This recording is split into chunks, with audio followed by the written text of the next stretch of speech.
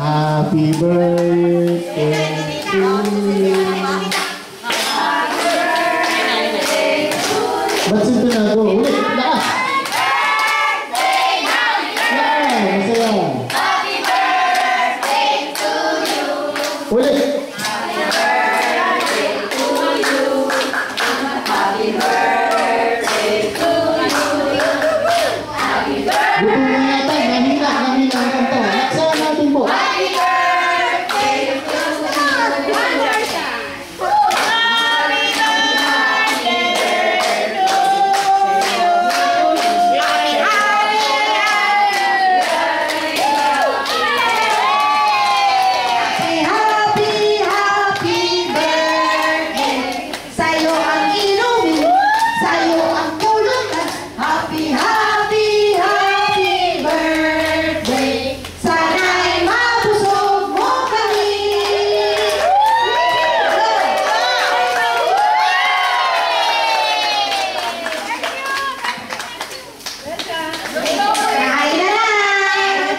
Pwesto na po kayo sa lamesa. Pwesto na po.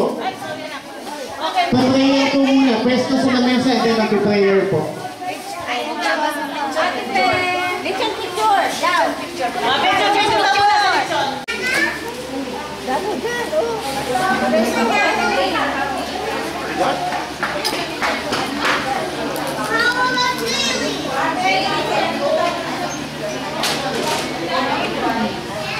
O yung pag-anak ni Lenny.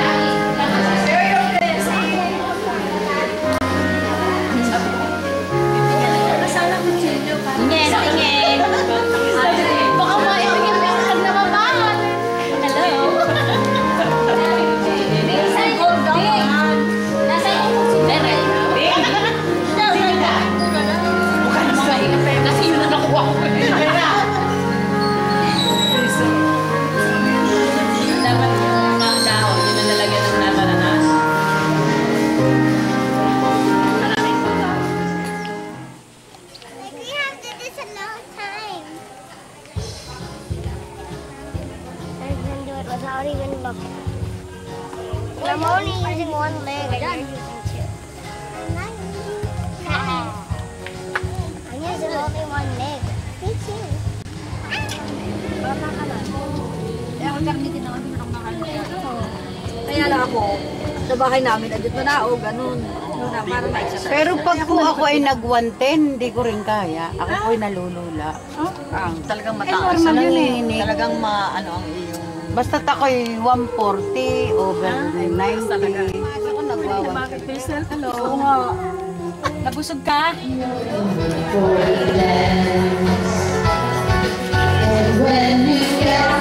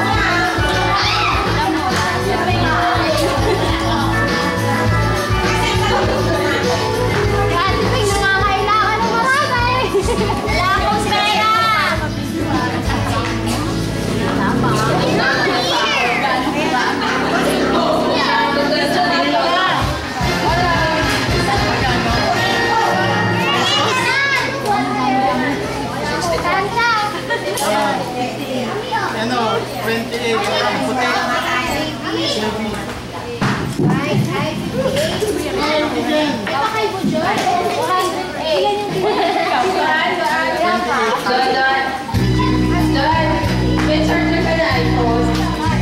Anim na dilaw.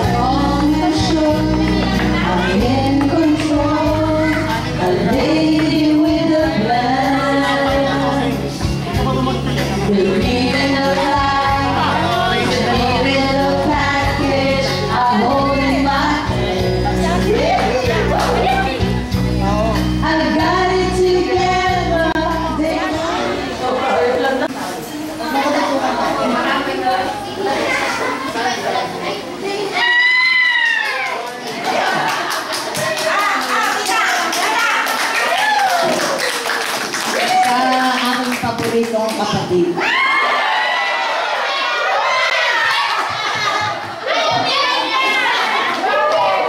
Alam niyo yun yung textmate ko. Everyday, hindi lang 10 beses ko nag-text. At kung ano-anong binibili. Para na ko doon sa ate Tex. Sa teka, kapagpalit yun nga dito. Napakasaya ng birthday ng paborito kong kapatid. Si Tate. Pasasalamat ito dahil alam niyo yung buwan ng April, ito ay pinakamasayang month sa amin. Dahil ito ay birthday din ng tatay ko. April 11. Birthday din ng paborito kong pamangkin na sa Australia, si Nana. Puro favorite ko kayong lahat, pero mas paborito. Bilang pangalan na kapatid ni Pate, ako nagpapasalamat sa lahat dahil kayo ay nagbigay ng oras na kayo ay makisama sa aming selebrasyon ng April.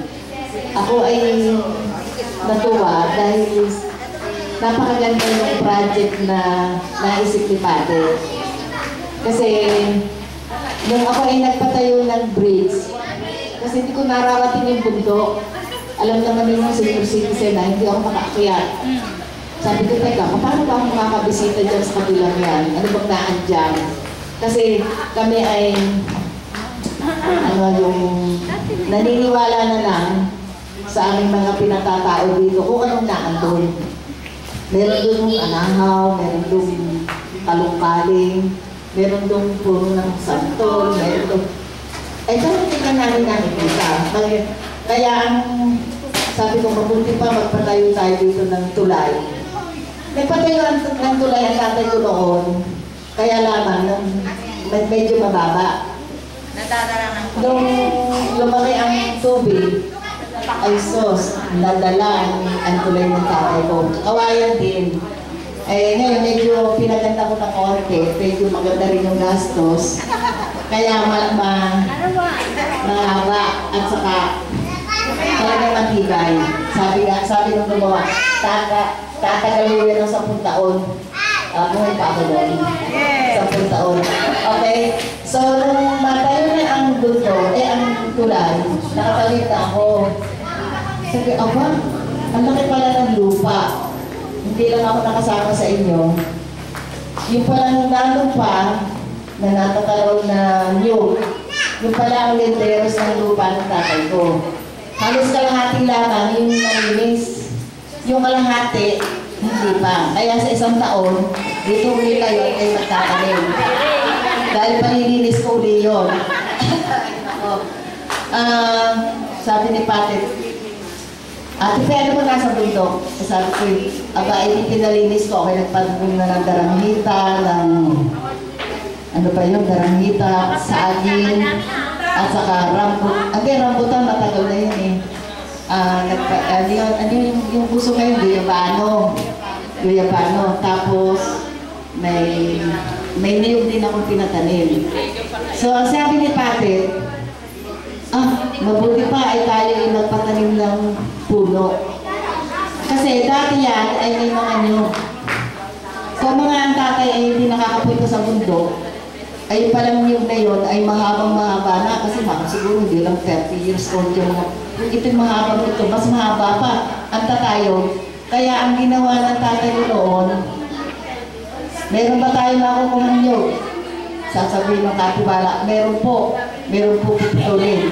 Kaya yung mga nakikita niyo may pahat na yan, ay mga niyog na yung mga tatayo na pinagpuputol. Kaya nangyari, naubos yung niyog, puno. Sabi ng isang kapatid, naku, baka mamaya rin magkaroon tayo ng landslide dyan dahil wala na palang puno dyan sa taas. So, may nakausap naman akong kaibigan na maganda daw magtanim ng rubber tree. So, hindi raw aalagaan. Ay, maganda yun. Gusto ko yung hindi aalagaan kasi hindi na ako pwede pumunta dyan araw-araw o mag-ano. So, yun, nabuo yung project ni Patit na mag-tree planting. So, yun ay simula. Sana, sa darating pang mga years, siguro sa birthday ko, magpapatalim din ako. Si Marilo, sa birthday, magpapatalim din ako. Magpapatalim din si Limpa.